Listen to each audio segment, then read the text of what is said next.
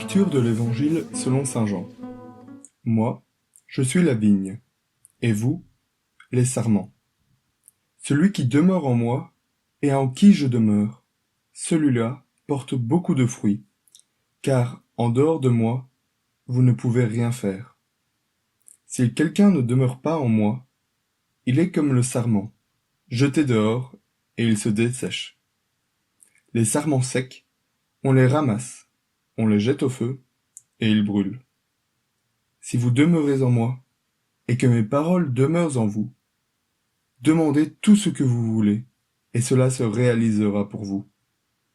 Ce qui fait la gloire de mon Père, c'est que vous portiez beaucoup de fruits, et que vous soyez pour moi des disciples. Comme le Père m'a aimé, moi aussi je vous ai aimé. Demeurez dans mon amour. Que notre vie porte du fruit. Un vaste programme. Je me connais, j'ai tendance à être impétueux, à vouloir du résultat. Quand j'entends la parole de Dieu qui nous invite à porter du fruit, je me sens parfois rempli du désir d'agir, mais d'agir vite, de vouloir tout contrôler, tout porter sur moi. Il y a tant à faire, tant de pauvreté matérielle et spirituelle, chez nous comme partout ailleurs dans le monde, tant d'amour à distribuer. Qui plus est, ce sentiment est sans aucun doute renforcé dans notre société productiviste, axée sur le résultat. Mais pour reprendre l'image du fruit, un fruit, c'est certes un résultat, certes, mais c'est tellement plus. Un fruit, pour qu'un fruit mûrisse, c'est du travail, de l'attention, du temps, mais aussi beaucoup d'éléments que nous ne maîtrisons pas. L'année dernière, j'ai été envoyé par l'Église au Timor-Leste, juste au sud de l'Australie, pendant 14 mois, pour être professeur dans une toute nouvelle école à Bocao. Fidesco, l'ONG avec laquelle je suis parti, nous avait prévenus. Nous étions envoyés pour porter du fruit, vivre pleinement avec les populations que nous étions venus servir. Et pourtant, même prévenu, je vous assure que ce ne fut pas évident. Plonger avec mon binôme dans une culture que nous ne connaissions pas, avec des langues nouvelles, des traditions nouvelles, des habitudes nouvelles, le tout dans une pauvreté matérielle saisissante au premier regard, nous avons été complètement déboussolés. Dès le début, notre patience a été mise à rude épreuve, car nous sommes arrivés à la fin de l'année scolaire. Et pour des professeurs, il n'y a pas grand-chose à faire durant les grandes vacances. Et même après, même durant l'année, combien de fois n'avons-nous pas été frustrés des premiers pas hésitants de l'école? Combien de fois avons-nous eu des problèmes avec les inefficacités structurelles et parfois même un sentiment de vanité dans notre présence? Et pourtant, aujourd'hui, mais aussi durant la mission, quand je relisais les événements marquants, je ne peux que voir la présence de l'Esprit, son accompagnement durant notre séjour.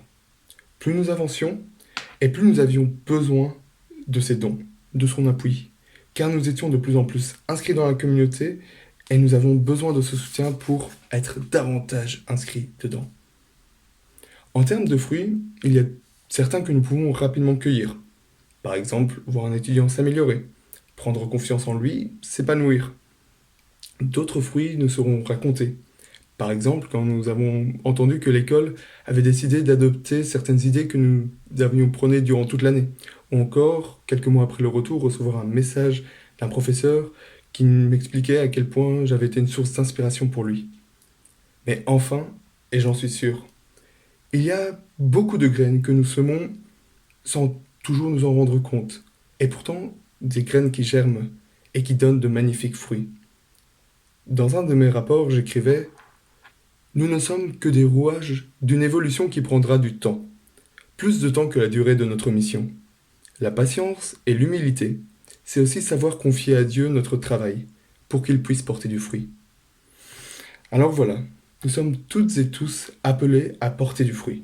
L'exhortation apostolique Gaudete Exsultate du pape François est extrêmement claire. Le Seigneur a pour chacun et chacune une mission, un chemin qui mène vers lui. Il nous attend auprès de nos prochains, peut-être en mission, à l'autre bout du monde, mais aussi dans notre famille, dans notre quartier, dans notre pays, etc. En tout cas, ce qui est sûr, c'est qu'il nous attend. Néanmoins, le texte lu d'aujourd'hui met une condition préalable au fruit. Demeurez en moi. C'est en effet dans la constance, dans les temps longs, dans la relecture qu'on récolte le plus de fruits. Il s'agit de demeurer dans l'amour du Christ, dans le souffle de l'Esprit pour semer en abondance et être surpris par la taille de la récolte. Alors voilà, je vous laisse avec la chanson Veni Sancte Spiritu de Thésée. C'est une communauté écuménique où j'ai reçu d'ailleurs le texte d'aujourd'hui en prière lors d'une retraite, peu avant mon départ en mission. Comme il est beau d'entendre dans de si nombreuses langues cet appel de l'esprit. Je me souviens aussi de cette adoration dans une prison, où nous avons chanté cette chanson avec les détenus, qui avait une ferveur si belle, si grande. Puissions-nous appeler l'Esprit Saint avec la même ferveur, pour qu'il inonde le monde de son amour et de ses dons.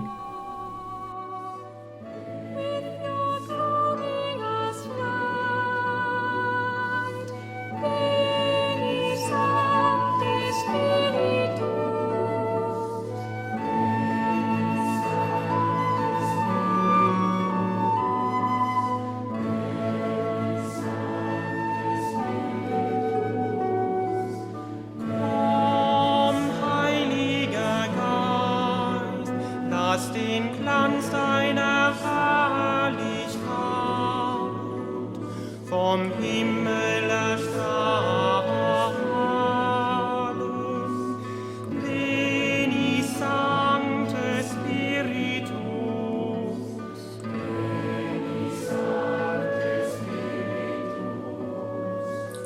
Viens, Esprit Saint, en nos cœurs, et envoie du haut du ciel un rayon de ta lumière. Viens en nous, Père des pauvres. Viens, dispensateur des dons. Viens, lumière de nos cœurs. Consolateur souverain, hôte très doux de nos âmes, adoucissante fraîcheur. Dans le labeur et le repos, dans la fièvre la fraîcheur. Dans les pleurs le réconfort, ô lumière bienheureuse, viens remplir jusqu'à l'intime le cœur de tous tes fidèles.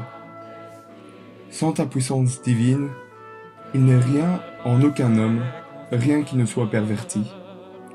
Lave ce qui est souillé, baigne ce qui est aride, guéris ce qui est blessé, assouplis ce qui est raide, réchauffe ce qui est froid, rend droit ce qui est faussé.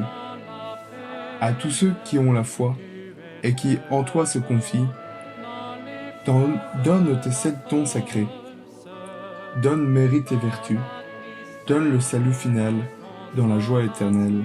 Amen.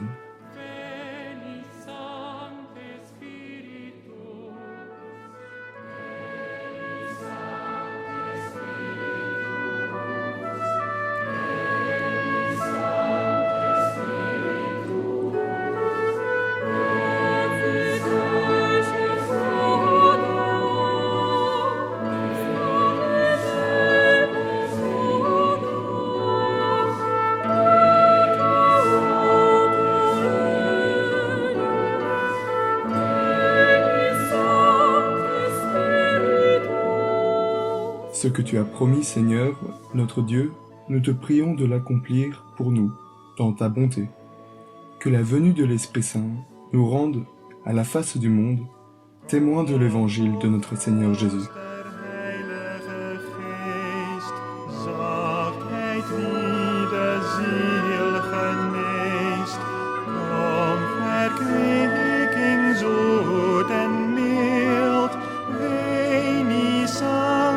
Spiritus.